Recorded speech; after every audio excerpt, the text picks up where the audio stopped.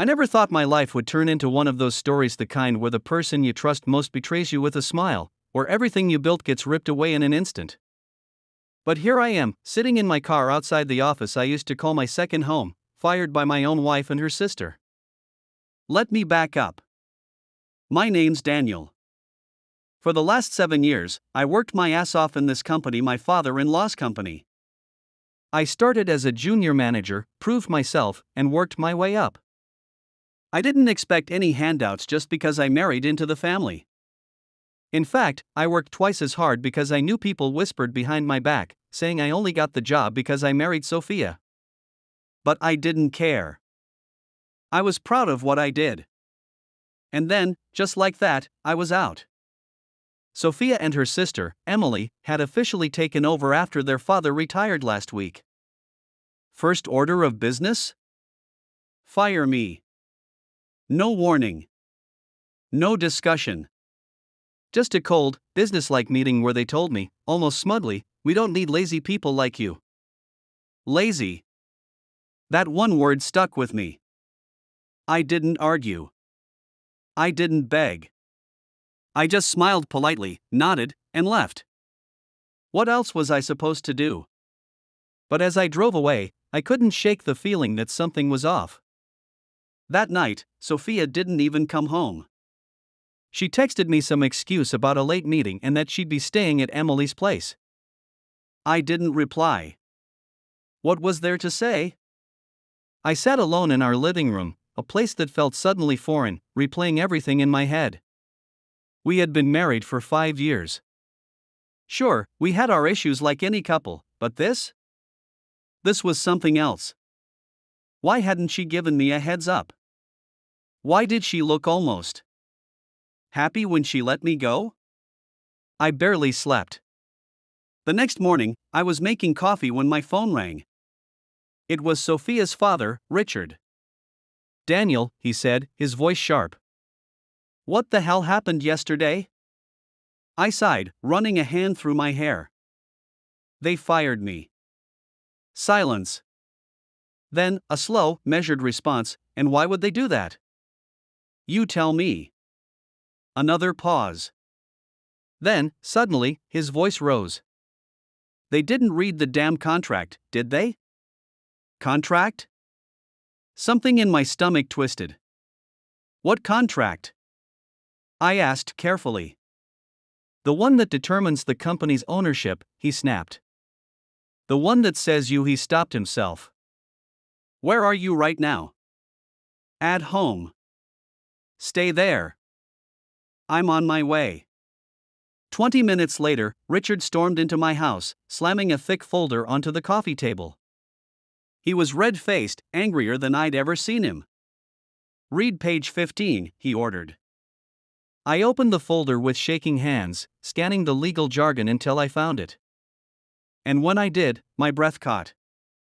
It was a clause. A very specific, ironclad clause. I own 35% of the company. Not stock options. Not some honorary title. Actual ownership. Richard sat down across from me, rubbing his temples. "When you married Sophia, I added you to the ownership structure. You were supposed to be a permanent part of this business, Daniel. A safeguard." My head was spinning. Why didn't they know about this? "Because they didn't read the damn contract," he growled. "They were so eager to take control, they skipped the details." I exhaled slowly. "So, what does this mean?" Richard leaned forward. "It means their little power play just backfired spectacularly." A cold sense of satisfaction settled in my chest. Not because I wanted revenge, but because, for the first time in 2 days, I had leverage. Richard called for an emergency board meeting that afternoon. When I walked into the conference room, Sophia and Emily were already there. They looked confident. Smug, even. Until Richard spoke. "Before we begin," he said, glancing at me, "I'd like to clarify something."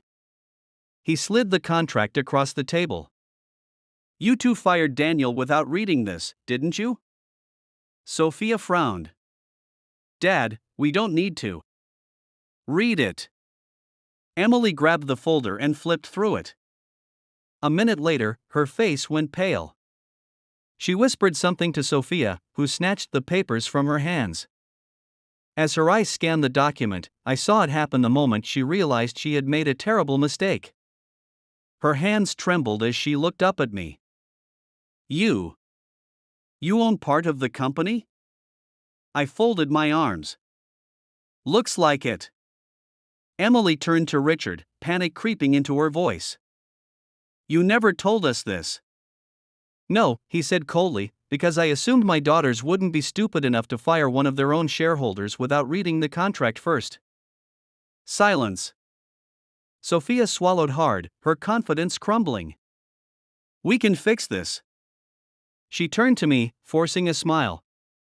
Daniel, let's talk about this privately. I shook my head. You made your decision, Sophia. Her smile faltered. Richard leaned back in his chair. Here's what's going to happen, he said. Daniel isn't leaving. In fact, he'll be reinstated immediately. And since the two of you clearly need a lesson in leadership, I'm stepping back in as chairman to oversee things for the next year. Emily's mouth opened and closed, but no words came out. Sophia looked at me, eyes pleading now. Daniel, we can fix this, she whispered. Please. I stared at her for a long moment, feeling nothing. Maybe that was the real betrayal. Not just the job, but the realization that she never really saw me as an equal. I stood. I think we're done here. And with that, I walked out. That night, Sophia came home. She stood in the doorway, looking exhausted, uncertain. I was wrong, she admitted softly. About everything. I didn't say anything. I thought if I got rid of you, I could finally prove myself. That I wasn't just Richard's daughter, or your wife. That I was strong enough to do this on my own. I met her gaze. And now? Her voice cracked. Now I realize I threw away the one person who actually cared about me. I sighed, running a hand over my face. I loved her once. Maybe I still did. But some things, once broken, can't be fixed. I grabbed my coat. Where are you going? She asked, voice barely above a whisper. I hesitated at the door. Then, without looking back, I said the only thing that felt right. Forward. And then I left.